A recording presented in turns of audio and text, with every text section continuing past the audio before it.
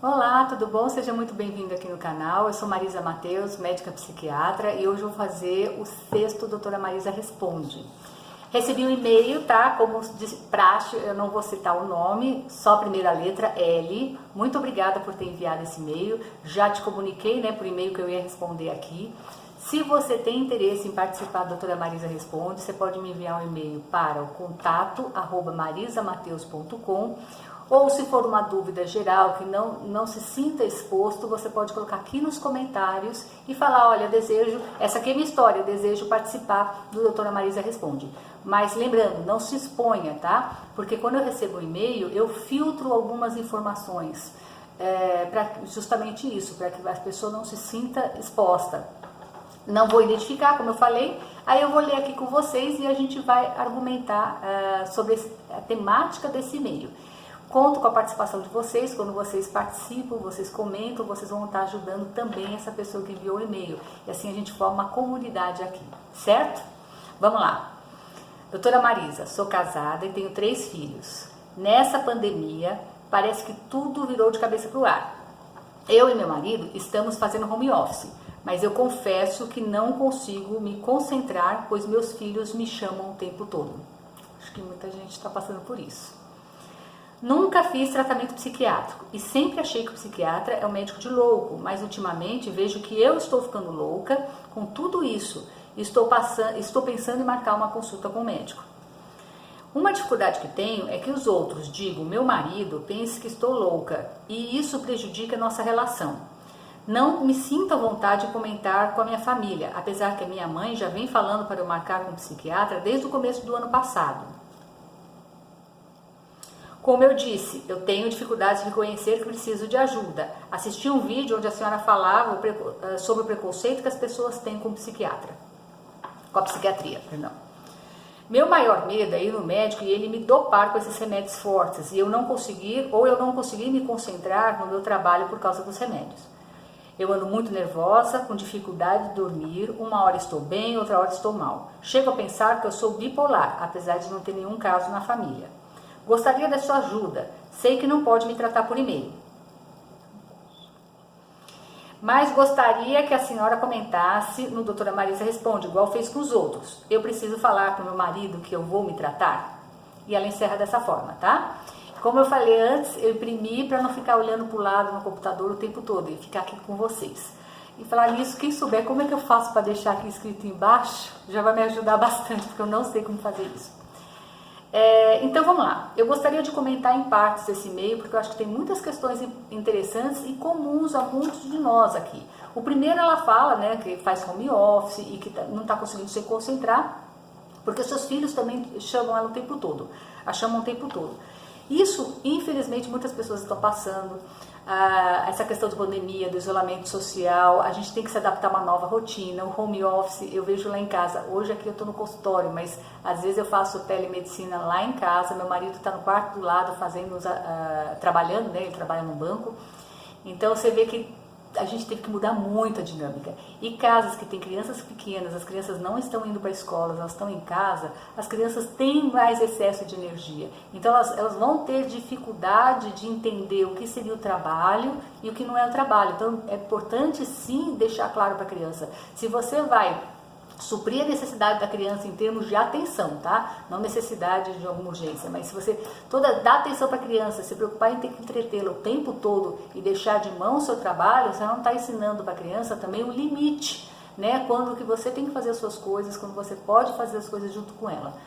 Com as crianças, né? É importante vocês estabelecerem um limite com as crianças e deixar claro, agora eu não posso, a mamãe está trabalhando, agora o pai está trabalhando, você vai fazer as suas coisas e a criança entender esse limite de espaço e até de individualidade. E que tudo isso passe logo, né? Porque mudou muito a rotina de todo mundo.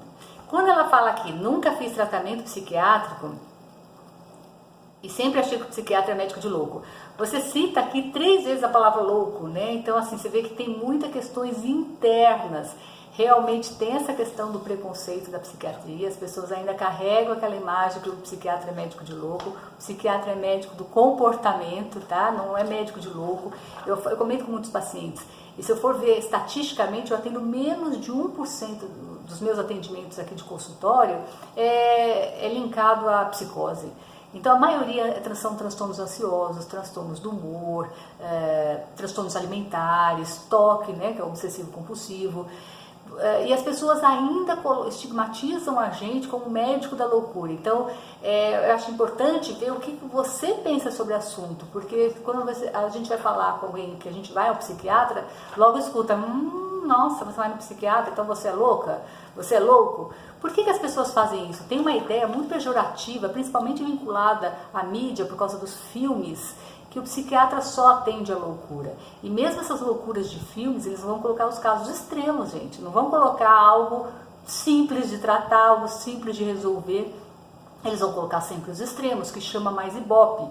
Só que a psiquiatria já evoluiu muito, há muito tempo que a gente até questão medicamentosa, questão de terapia, a gente não é mais aquela imagem de antes, mas a gente infelizmente carrega esse estigma. Mas nesse e-mail, pela forma como você escreveu, eu acho que vale ressaltar o que você pensa sobre o assunto. Você falou aqui que tem muito medo que seu marido te ache louca e que isso prejudique a relação. Converse com ele com calma. Fale que você está tendo, que nem falou aqui, está muito irritada, está tendo insônia, que você precisa de ajuda. Eu acho que quando a gente conversa e deixa as cartas abertas, claras, assim, principalmente com o nosso cônjuge, é importante. Como que vocês estão trabalhando isso? Se você fala assim, eu não preciso contar para ele, você é dona da sua vida, mas será que não é importante ele como parceiro estar junto contigo, te apoiar nisso? E se ele tem esse preconceito também, não seria interessante vocês conversarem sobre isso, para que entenda por que você está indo no psiquiatra e não que você está indo porque você está escondendo uma psicose muito grande, e isso é um segredo, as 7 chaves, e se ele descobrir, portanto, vocês vão terminar o relacionamento. Será que o relacionamento de vocês está tão frágil, desta forma, que se ele descobrir que você está fazendo tratamento, já vai abalar a relação? Não tem como eu te responder isso aqui por vídeo. Mas se tiver alguma questão frágil na relação de vocês, às vezes buscar um acompanhamento psicológico ou terapia de casal vai ajudar também. Vai ser fundamental. Aqui você fala assim, que tem vergonha também de falar para sua família, mas que a sua mãe já vem falando para você buscar o psiquiatra desde o começo do ano passado. Então já vem questões ansiosas. Isso, pessoal, eu acho muito interessante. Porque aqui a pandemia é a pontinha, olha, fica mais claro, desculpa, eu não vou levantar a mão, a pontinha do iceberg. Então, é comum as pessoas terem recaídas emocionais, porque está tudo muito intenso, as pessoas estão com medo, a gente está passando por uma crise sem precedentes. Então, aquilo que estava já fomentando, aquilo que estava de base, agora pode aparecer. Então, você vê que no caso dela já vem um quadro ansioso muito antes, não é de agora. É que agora ficou insuportável, agora está aqui e não está aguentando. Em relação a médicos dopar, gente, eu não concordo com esse tipo de psiquiatria, que o paciente vai lá, senta, eu tô assim, então toma, vamos lá prescrever, vai para casa e enche de remédio. A psiquiatria não tem essa, apesar das pessoas acharem que nós somos assim, mas não tem esse objetivo. A gente vai trabalhar suas estratégias mentais, vai ver o que está acontecendo e se realmente há necessidade ou não de medicação. Se for necessidade de medicação, você pode estar confundindo, porque os pacientes acham que na psiquiatria é tudo tarja preta. Então, todos os remédios que vão sedativos, que vão dopar ou que vão levar à dependência. Eu, particularmente, eu prescrevo muito pouco tarja preta. E quando tem que entrar com remédio controlado, porque dificilmente um remédio da minha área não é controlado. E esse é o tarja vermelha. Mas eu vou colocar o mínimo necessário pelo mínimo tempo, tá? Para a pessoa. Não é remédio ad eterno, né? Vamos entrar com remédio já numa dosagem alta. A gente vai adaptando e vai vendo como que o seu organismo reage. Cada caso é um caso.